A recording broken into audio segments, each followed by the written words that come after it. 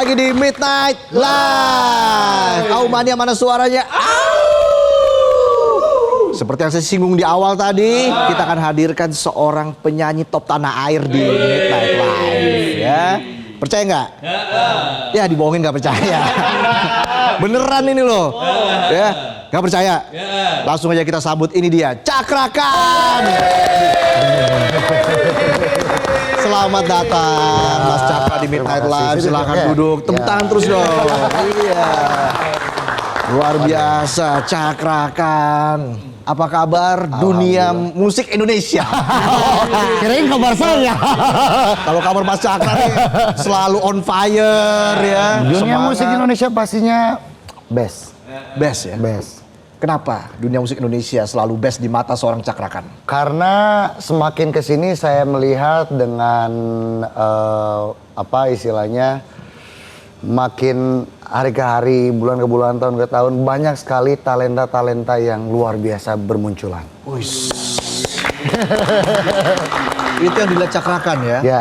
Tapi kan kalau dari segi perjuangan ini ya, misalnya seorang musisi muda yang baru saja ingin masuk ke dunia entertain, dunia musik Indonesia, pasti kan di zamannya Mas Cakra dengan zaman sekarang pasti berbeda kan? Ya.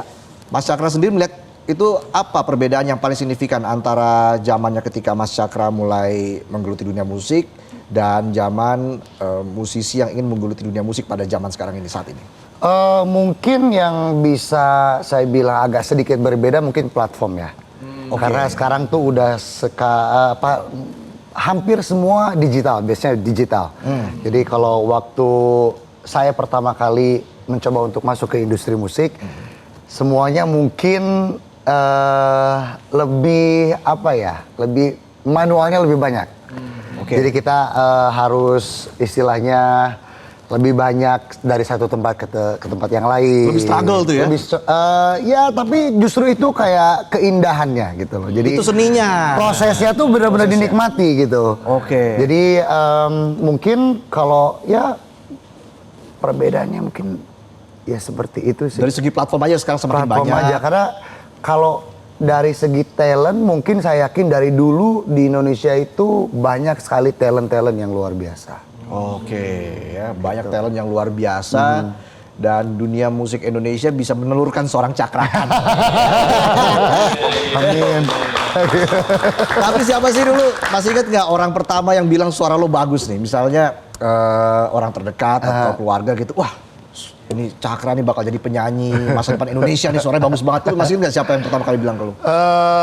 Sebetulnya orang yang pertama kali ingin gue jadi penyanyi itu almarhum bapak. Meskipun beliau nggak pernah kayak tok bilang, Dek, suara mau bagus. Tapi kalau setiap kali ada hajatan atau kawinan di kampung gue tuh, gue selalu diajak untuk suruh nyumbang. Jadi meskipun ada istilahnya kawinan yang kita nggak kenal, kalau di kampung kan nggak pakai barcode.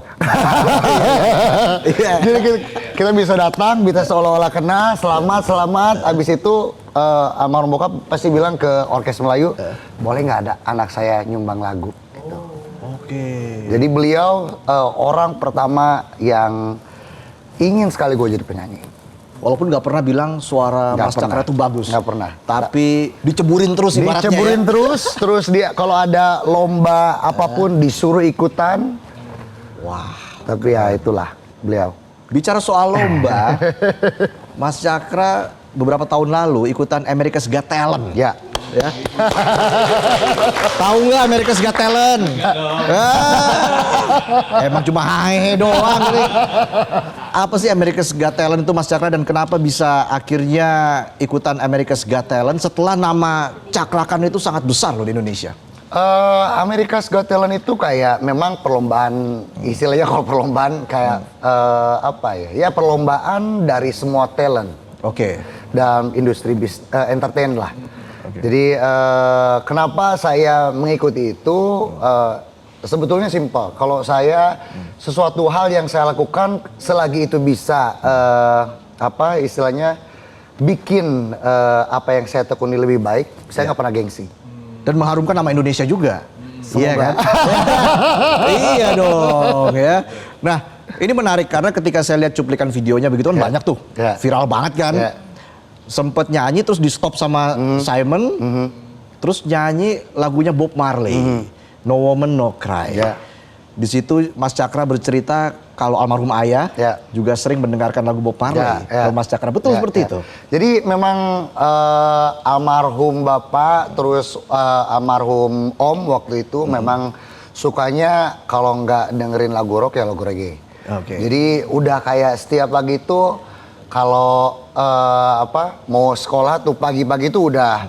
Karena waktu itu almarhum bapak tuh sampai karena saking ingin saya jadi penyanyi tetap dalam orkes Melayu, dia bikin satu organ tunggal namanya Cakra Group.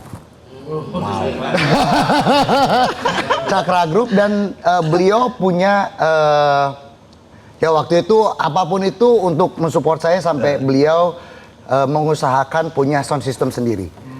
Jadi setiap pagi itu selalu ada musik. Setiap pagi? Setiap pagi. Jadi waktu itu memang sakit kan karena kalau kita nyumbang lagu kan nggak kadang ada yang mengizinkan kadang yang enggak gitu kan. Saking almarhum bapak tuh ingin saya selalu nyanyi, dia bikin organ tunggal namanya Cakra Group. Jadi makanya kalau musik-musik seperti itu karena ada sound systemnya di rumah pasti selalu terputar setiap pagi. Jadi udah otomatis dari kecil pun setiap pagi harus ada musik. Apapun itu ya. Apapun itu genrenya. Kalau paling sering saya dengar memang lagunya Bob Marley. Lagunya Bob Marley. Boleh dong sepotong lagunya Bob Marley No Woman No Cry yang viral banget itu loh. Boleh dong sepotong aja.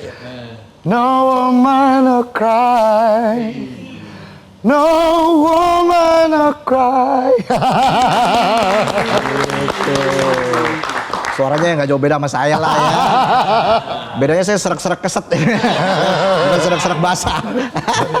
Nah ini juga menarik ketika nyokap juga pernah mengatakan mimpi itu jangan terlalu tinggi nanti bisa gila. Benar? Betul. Karena waktu itu nyokap justru inginnya saya jadi PNS. Karena beliau kebetulan PNS.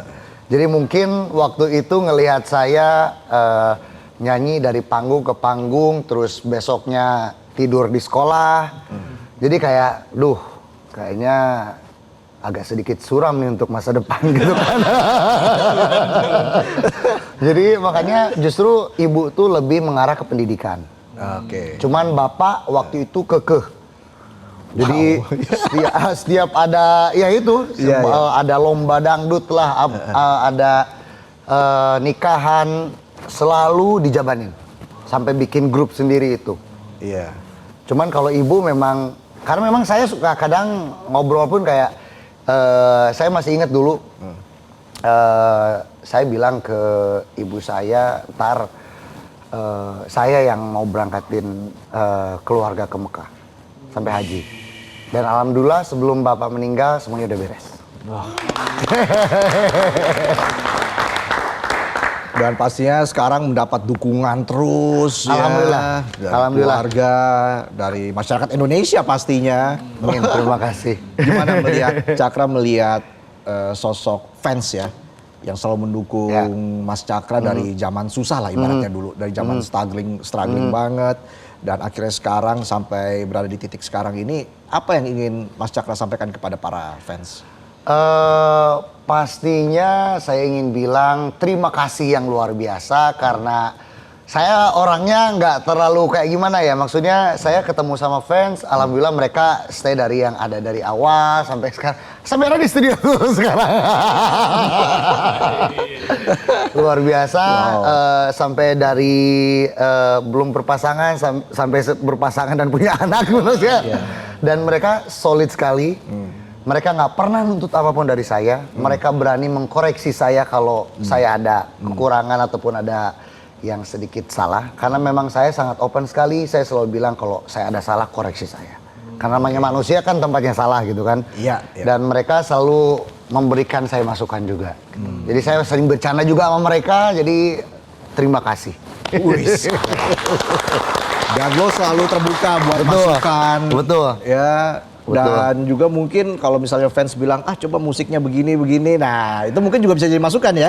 Sangat. Itu akan selalu jadi istilahnya referensi buat saya. Karena dalam prinsip bermusik saya juga meskipun ya orang mungkin taunya saya dengan lagu yang melo gitu kan. Tapi ya di sisi lain juga saya sudah mempersiapkan hal-hal yang memang di luar yang seperti yang sudah saya lakukan dari awal. Dan itu selalu ada input dari fans, dari tim, dari semua, dari manajer gitu. Jadi pokoknya banyak input yang saya tampung selalu. Gitu. Iya. Dan Cakra ini terus berkarya, ya. Walaupun terlihat santai, tapi Mas Cakra terus berkarya dan baru saja merilis video musik berjudul Tak Sejalan. Tak Sejalan. Tak Sejalan. Ini inspirasinya dari mana dan apa pesan yang ingin disampaikan dari lagu ini kepada para pendengar musik Cakrakan? Oke, lagu ini Tak Sejalan ini diciptakan oleh Jess Hayat, Rifki dan Gary, Rifki Bembong, sorry. Dan lagu ini menceritakan tentang sesuatu hal yang tidak bisa dipaksakan. Iya. Dalam pengerucutan di lagu ini memang masalah percintaan. Oke. Dan lebih menyudutkan ke sebuah perjodohan. Oh. Jadi memang kalau masalah perasaan, masalah cinta, mungkin kita harus lebih aware karena kita yang ngejalanin. Jadi kita harus lebih memikirkan kalau umpamakan kita tidak bisa menjalani hal tersebut, lebih baik kita selesaikan dengan baik-baik. Gitu. Daripada kita paksakan, ada salah satu yang tidak sejalan dengan kita, malah berakhir tidak baik. Iya. Cinta itu soal suatu hal yang sangat pribadi. Betul. Dan nggak bisa dicampuri sama orang lain. Gak bisa dicampur sama orang lain. Walaupun masih banyak loh di sini. Kayak penonton nih juga. Iya kan? Ada yang nggak sejalan di sini. Iya ya, ini menarik loh. Artinya memang pesannya cukup mendalam. Ya. Dan tentunya apa harapannya dari Mas Cakra soal musik Tak Sejalan ini, lagu Tak Sejalan ini kepada para fans? Pastinya semoga bisa dinikmati dengan baik dan semoga ada bukan hikmah tapi ada sedikit reminder yang saya ingin sampaikan ke teman-teman yang mendengarkan kalau masalah perasaan itu apalagi sebuah hubungan yang kita jalani itu memang tanggung jawab kita. Bukan campur orang lain. Jadi selagi kita ngejalanin kita tahu harus bagaimana dan harus lebih realistis. Harus lebih realistis itu dia. Ya. Itu dari sisi seorang Cakrakan. Ya. Karena ini proses pembuatannya juga sangat cepat ya, 1 hari. Betul. Katanya dari jam 10 pagi sampai jam 8 malam. Udah kalau kadang kan kita juga kalau saya berpikir kadang kalau terlalu lama juga mungkin badan kita capek, terus nanti di kamera juga akan kurang elok lah. Kelihatan tuh ya. Ya, capeknya pasti akan kelihatan. Jadi kita gunakan prime time-nya aja. Jadi ketika kita bangun pagi, siang sarapan dulu, langsung syuting, sore maksimal jam 8 beres dah. Oke. Gitu. Efektif ya? Efektif. Harus efektif Dan efisien. Oke, setelah membuat album Divine, apa proyek ke depan dari seorang Cakrakan? Pastinya akan ada album lagi. Di tahun depan ada album lagi dan mungkin di album nanti akan lebih berwarna lagi. Saya sudah mulai ngumpulin materi-materi yang sudah saya rekam di tahun ini juga. Sambil ingin juga, ya banyaklah hal-hal yang saya ingin lakukan di dalam perjalanan karir saya. Selagi saya masih bisa bernyanyi. Jadi mungkin ada kolaborasi lagi nanti. Tapi yang penting dalam setiap hal yang saya lakukan, pastinya di musik saya akan berusaha memaksimalkan yang saya bisa. Ya itu dia, keren. Ya. Pastinya ditunggu lagi gebrakan-gebrakan selanjutnya. Terima kasih. Yang penting Mas Cakrakan selalu sehat. Nah, paling penting. Ya. Karena kan ini soal suara tadi, menjaga suara itu juga penting ya, Mas. Sangat penting. Harus olahraga. Istirahat cukup, makan yang cukup. Jangan begadang. Tuh. Udah jelas gak bisa jadi penyanyi ini udah. Begadang terus tiap malam. Oke. Jelajahi cara baru mendapatkan informasi. Download Metro TV Extend sekarang.